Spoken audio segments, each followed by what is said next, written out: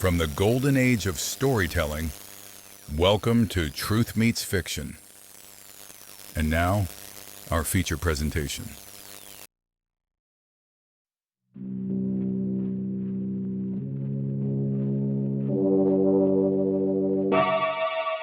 Lipton Tea and Lipton Soup present Inner Sanctum Mysteries, starring Lee Bowman.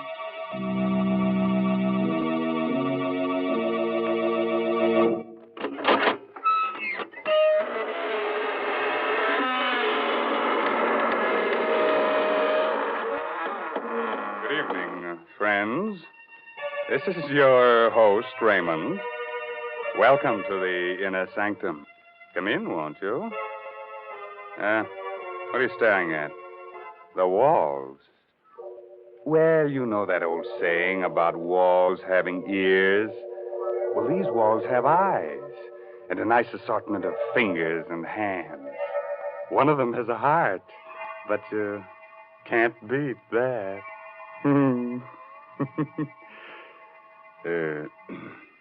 Don't mind me, friends. In my old age, I'm getting to be a bit of a gore. You're getting to be a crotchety old bachelor, that's what. Who said that? Oh, Mary Bennett. Hello. Tell me, Mary, do you think I should get married? You know, I used to have a girlfriend, but she threw me over. She was a vampire.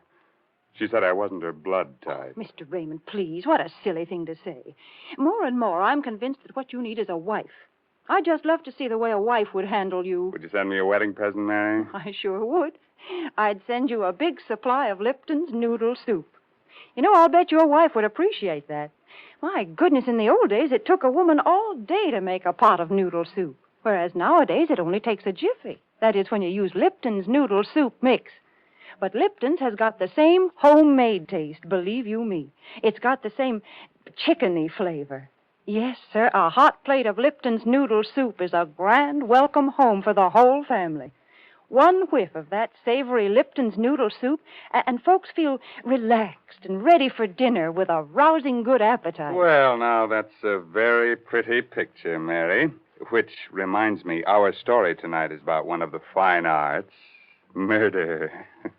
It's called Death is an Artist, an original tale by Frederick Matho. And our star is from Hollywood, Lee Bowman, soon to appear with Rita Hayworth in the Columbia Technicolor picture Tonight and Every Night.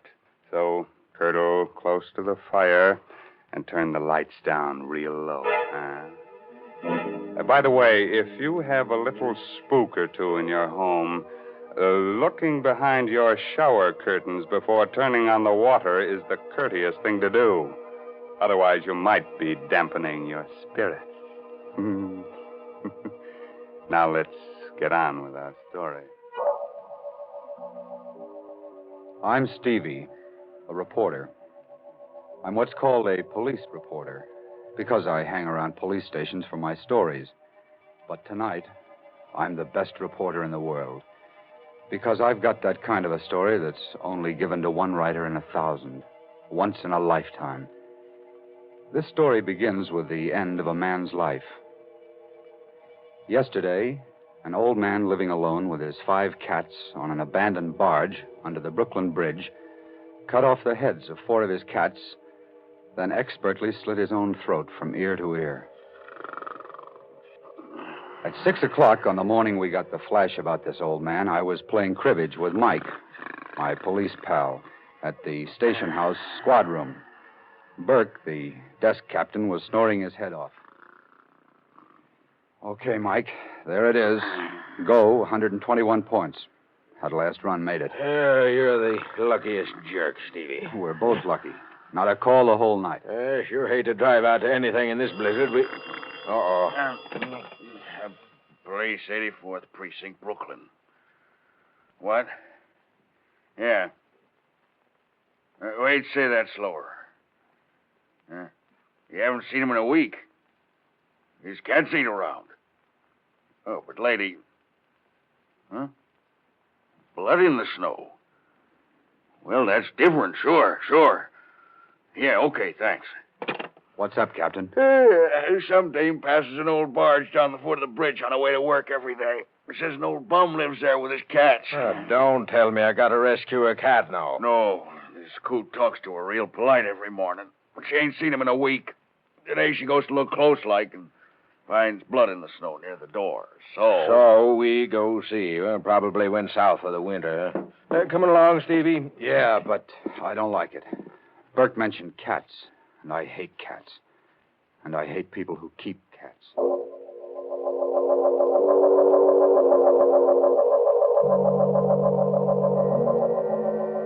Well, this is it, I guess. Come on, Stevie. Hey, look, Mike. There's a snowman. So what? Haven't you ever seen a snowman? Yeah, but look. That's not an ordinary snowman. It's a beautifully sculptured head of a woman made out of snow. Ah, come on. It's cold. Let's get inside this scow here. Hey, open up. Open up there. Open up inside. There is blood out here, Mike. Look. See? Here's where the woman's footprints stop. Okay, Sherlock. Help me bust this door.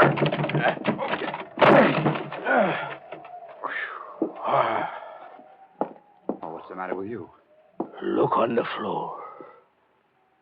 Holy mackerel. 1, 2, 3, 4 cats with their heads cut off. And another one. Alive. Hey, where are you going? I told you I can't stand them dead or alive. One of them clawed me when I was a kid.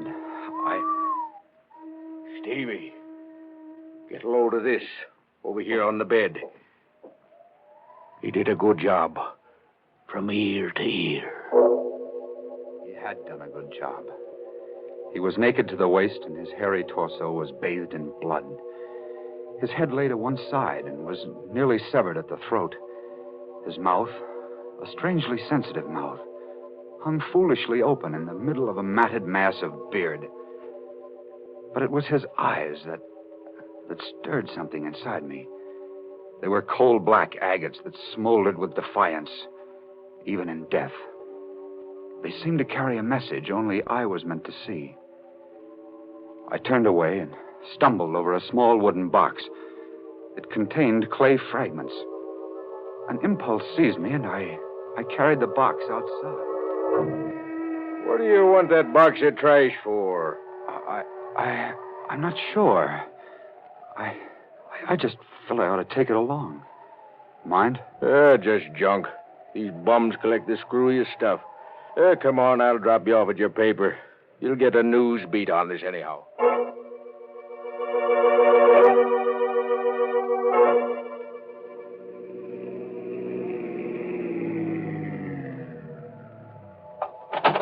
Okay, Mike. Thanks. I'll call you later to see if you identify the old bird. All right, Stevie. Hey, here's that box of junk. You want it? Oh, yeah. Yeah, thanks, Mike. I wrote the item. All we could learn was that he was Ivan. No fingerprints on record, no relatives, just Ivan. So he stayed just Ivan to 250,000 readers and to the police. But to me, he was a man who had not yet died. I poked through the rubble of clay in the box, and I was about to throw the whole mess out when a time-blackened metal tag caught my eye.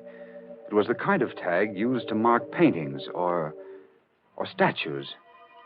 It read, Agatha, January 2nd, 1924. 20 years ago, today. And below that was a name, Ivan Thorne. The name jangled a bell in my memory. It frightened me. It fascinated me. I rummaged in the box some more. A hunch grew to certainty. Ivan Thorne had been a sculptor. Here was a fragment of clay, a nose. Here, part of a chin. Here, an ear, a woman's ear. And the snow image of a woman's head came to mind. Why did Ivan Thorne, a sculptor of obvious talent, do a head of a woman named Agatha in clay, then on the same date, 20 years later, as a bum, reproduce it in snow and slit his throat? I found the answer in the yellowed clippings of the newsroom morgue. The story of Ivan Thorne was filed under Murders Unsolved. After I'd read the story, I marched into GC's office. Hey, what's up, Stevie? They study the Brooklyn Bridge again? No. You read the item on the old guy I found with his throat cut? Sure.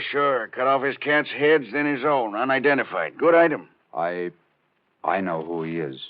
Was. Yeah? Story? Story. You got time to listen? Shoot. Well, this begins in a sculptor's studio off Washington Square on a stormy night long ago. Ivan Thorne and Agatha, his wife, were having words. For the last time, Agatha. Are you really going through with this divorce foolishness? For the last time, yes.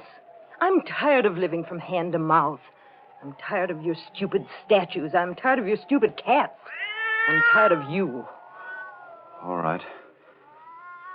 I'll give you the divorce. You can marry Greg Stevens. He'll give you everything you want. But Horace stays with me. I want custody of the boy. The court will decide that. Agatha, I've been working on that head of you for a year. It's good. I think the museum will... Oh, that thing? It doesn't even come close to looking like me. Of course, that head isn't you. It's what I remember you as when I first met you. Ivan, let go of me. You're hurting me. All right. I'll let go of you. But I'm going to finish that head, Agatha. And you're going to help me. I will not. You'll get your divorce. Only if you agree in writing to depose me one day each month for 6 months. I must finish it. 6 months, hmm? And what about Horace? He's away at school all the time. We'll let the court decide a decent arrangement. All right, Ivan, I'll do that. Give me that pen. Here. I, Agatha Thorne, agree to pose for a sculptured head by Ivan Thorne on the first day of each month for 6 months. Signed, Agatha Thorne. There you are. Now, get out. Get out before I break your neck.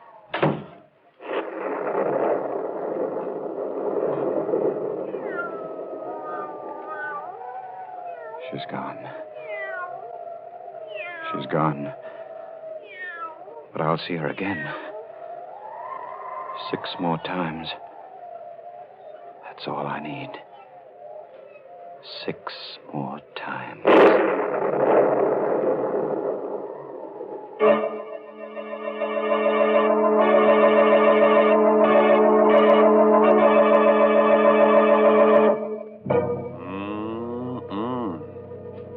Sounds to me like this Ivan guy is working up a neat little catastrophe.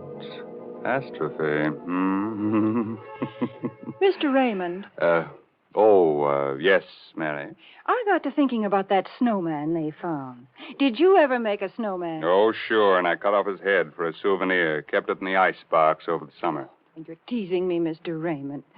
But you know, when I was a child, we used to spend all afternoon making a snowman. And then we'd go in the house for supper with our cheeks red as a frost apple and with a real country appetite. The house was so warm and cozy. Yes, and filled with all the exciting smells of good cooking. You know how children are. They play in the snow and then come in ready to eat you out of house and home. And I've got a grand suggestion for these winter night suppers. Lipton's noodle soup mix. It's such a heartening dish. Thrifty, too. Costs a lot less than canned soups. Yes, Lipton's noodle soup just seems to belong to folks young and old who've got a healthy appetite and a yen for homemade chickeny tasting soup. Mary. Yes, Mr. Raymond? Mr. Bowman is waiting to resume his part of the young police reporter, Stevie. That's right. You remember, Stevie told his editor that Ivan was divorced by his wife, Agatha, 20 years ago, and how the events that followed turned the sculptor into the tired old bum he was when he slit his throat under the Brooklyn Bridge. Well, Stevie, did Agatha get her divorce? Yes, and the court gave her custody of their 6-year-old kid, Horace. She married Greg Stevens, and according to these clippings, she kept her agreement with Thorne. She posed for the head he was doing of her so that he could finish it. The first day of each month for 6 months, huh? Yeah. How'd he take the divorce and losing his kid and all? Beautifully. So everybody thought. It got to be the talk of the town. The three of them, Agatha, Greg, and Ivan, seemed to get along fine together. The Stevenses were frequent callers at Thorne's studio. Oh, I say, Thorne, why won't you show me the head you're making of Agatha? It isn't fair, you know. Not till it's finished, Greg. You wouldn't appreciate it as it is now. It really is good, Ivan. When will you finish it? Yes, Ivan, when? I want to finish it on New Year's Day. That will be the last time you need pose, Agatha. Can you make it that day? Well, I'll just have to, won't I? Yes. At 3 o'clock? At 3 o'clock. Come on, Greg, darling. Good night, Ivan. Good night, Ivan. My goodness, 6 months goes by so fast, doesn't it?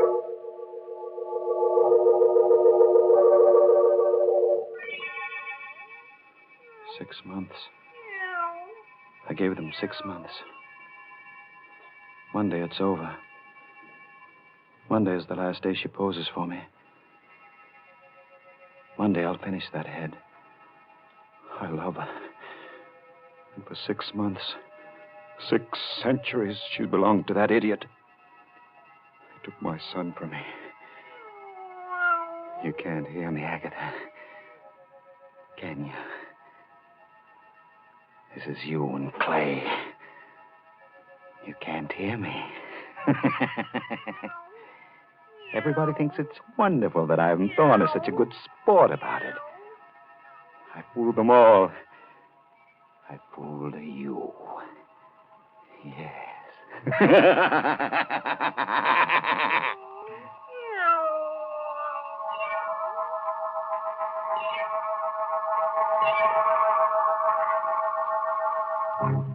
Then he really was out of his mind, Stevie, this Ivan guy. Sure, but with a madman's cunning, he disguised it well at that point.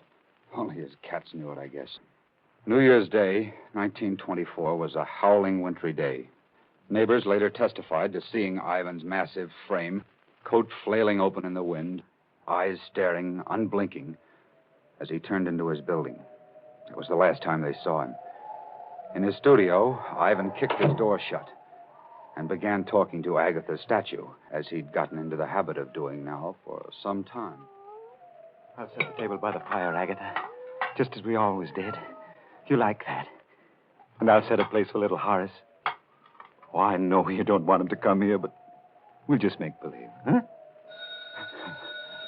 Agatha, I must pull myself together. Happy New Year, Agatha. Come in, come in. And the same to you, Ivan. Oh, let me get to that fire quickly. I'm frozen up. Why are you bolting the door? The draft rattles the door. Here, give me a coat. Now, how about a bite? By the fire? Why, Ivan. How quaint. Just like old times, hmm? This is the last time you'll come to pose. Have you minded living up to our agreement? No, Ivan. You've been very decent about it. But tell me, why are you so set on finishing the head you're doing of me? Have you ever seen a human skull, Agatha? Ugly thing. Long after that pretty head of yours becomes a skull, the head I'm making of you will live in ageless bronze. That's why I'm so anxious to finish this work. I see. Well, shall we start, Ivan?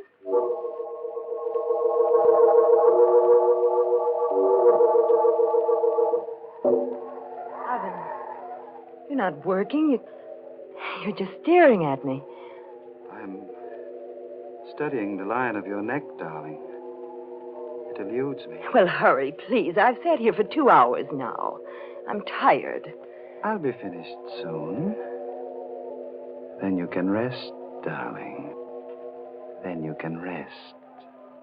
Ivan, you're looking at me as though... Ivan! You've moved your head again, darling. Here, let me show you. There. So. Just like this.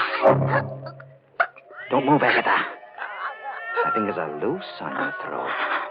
But in a split second, I can sink them into you tight. Like This. Don't. I've loved you more in these few months You've been away from me than I ever did before. I'll always love you. But if I can't have you, no one else can. Ivan, you're mad. You can't. I gave you 6 months with that fool because I wasn't sure. I thought I could get over losing you and the boy. But I can't. We all thought you were. Resigned. No. But even now, I don't know if I want to kill you, Agatha. I'm not sure. No, you don't. You know you don't. Think of Horace. Your son. I am thinking of you, little fool. Oh, Greg. Greg, help me. Greg. You've got the nerve to Speak his name here. No. No. You want Gregory.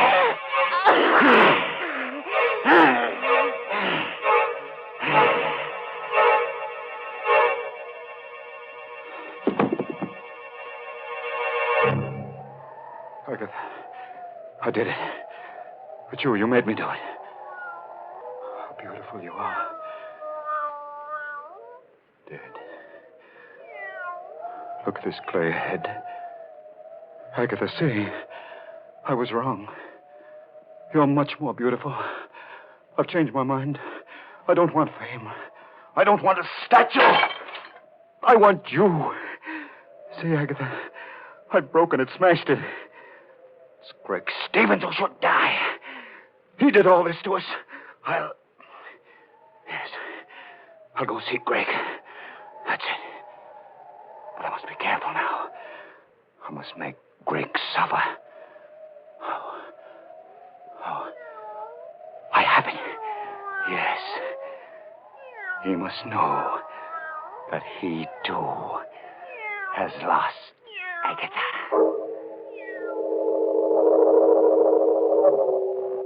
Wow, that's some yarn, Stevie. He actually strangled Agatha, huh? What happened then? He left his studio and called at the Stevens' house a little after 6. Greg Stevens and young Horace were the only ones there, except for the butler. He testified that Ivan quietly asked to see Stevens alone. He had a bundle in his arms, covered with a piece of black velvet, when Gregory greeted him. Ivan, well, glad to see you and Happy New Year to you. But where's Agatha? She was supposed to be with you. She'll turn up shortly. Said something about a girlfriend she had to stop by for. Oh, I see. Well, come on in, Ivan. We can have a glass of sherry while we wait. Thanks. Put your package down somewhere on the table here. Thank you. Did you get a lot done today on the head, I mean? Yes. I've finished it. Oh, good. Say, that wouldn't be it in that box, would it? Yes, as a matter of fact, it is. Well, good heavens, man, let me see it. I've been kept from all this long enough. Now that it's finished, No, wait. I'd Till Agatha gets here. I'm going away for a while, Stevens. Before I go, I want you to tell me something. Do you love Agatha? A lot, I mean. A lot? I worship her. I adore her. You know what you did to me when you took Agatha and my boy from me? Well, the choice was hers. I'm glad for my sake. I'm sorry for you. But I thought you were resigned by now. Resigned? You poor fool. I've lived a life of raging hate for you. Ivan, sit down. You don't have to be sorry for me anymore, Greg. You can start feeling sorry for yourself. Thorne, what are you driving at? Everything comes out even, Greg. Come over here. What's in that box? Come closer, Greg. Here. I'll take the cloth off. See for yourself. Agatha. You fiend. You beast, I'll kill you. Hurts, doesn't it, Greg? Hurts to lose Agatha. Doesn't it? I'll kill you. I'll kill you. Oh, you won't. Get away from me. You won't kill me. I won't kill you. We'll both live to remember. Thorne, didn't kill Stevens? No, G.C. He knocked him out. They found his footprints in the snow along with the kids. He must have stopped to say goodbye. What a story. He slit his throat this morning as a bum on a barge. Yeah. Took his cats with him. The clay fragments I found in that box on the barge were all that was left of the clay head of Agatha. Nobody even found out how he got away or managed to stay hidden for 20 years? No. That's his secret. Well, write it up, stupid. I can't. I won't, G.C. You can't print that story. The devil I can't. Where's this Greg Stevens? Where's Horace the kid? Find him. Greg Stevens died penniless and insane a year later. His kid was raised in an orphan asylum. Well, find the kid. Now, let's see. He'd be about 26 today. Maybe he doesn't know any of these things. What a scoop. Get busy. Look, you can't print this story. Why do you think I didn't write it up and hand it in? I feel sorry for the kid. I was raised in an asylum. A story's a story. What do I have to do? Draw you a diagram, G.C.? Why do you call me Stevie? Well, because your name is Stevens, I guess. And, good heavens. You don't mean... Yes. My name is Stevens. I never use my first name. I don't like it.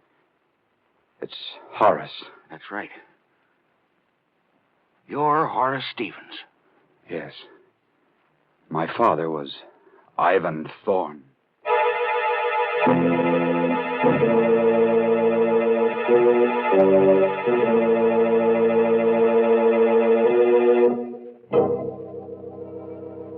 You have a little sculptor in your home. Better take his modeling away from him. Might grow up to be a bust. That's enough to give anybody the creeps. It certainly is, Mr. Raymond. Oh, Mary Bennett. Say, didn't you like our story tonight? Well, it was exciting, all right, but why don't you tell stories about normal, happy people? Of course, folks like that never get murdered or anything, but interesting things happen to them. Nice things, too. Like discovering Lipton's noodle soup, huh, Mary? Well, why not? Lipton's noodle soup is a good way to brighten up a meal, and good meals are a mighty important part of life. So, folks, maybe you've tried other envelope soups, but if you've never tried Lipton's noodle soup, you've got something real nice ahead of you, because Lipton's is the favorite noodle soup of them all.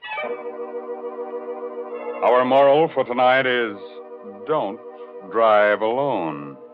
If you have a car, lucky you, form a carpool. Then, if you should have a flat tire, you'll be among friends on that cold, cold highway. Fun, huh? And Uncle Sam says join the carpool, too. He's not kidding. He says your carpool will help save gas and tires, so look to it, Max. Yes, this month's Inner Sanctum mystery novel is Net of Cobwebs by Elizabeth Sanksay Holding. Oh, yes, and you won't forget to look for Lee Bowman with Rita Hayworth and the Columbia Technicolor picture Tonight and Every Night. Well, now it's time to say goodnight until next week at the same time when Lipton Tea and Lipton Soup again present another Inner Sanctum mystery directed by Hyman Brown. Good night. Pleasant dreams.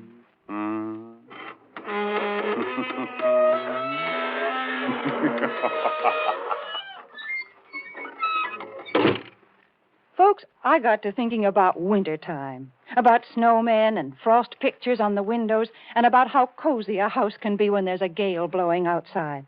And then I got to thinking about Lipton tea, because a cup of Lipton's, the tea with that brisk flavor, really hits the spot. It's so cheerful and warming. You know, the word brisk, B-R-I-S-K, means that Lipton tea has a fresh, lively flavor. It's never thin or wishy-washy. That's why Lipton's is America's favorite tea. So don't forget to ask for it when you go to the grocery store. And don't forget to tune in next Tuesday night for another Inner Sanctum mystery.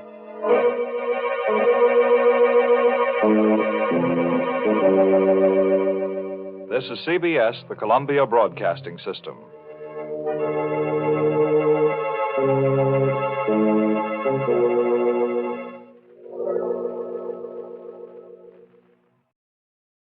Been listening to Truth Meets Fiction. Until next time, keep a light in the window and a story in your heart. Good night.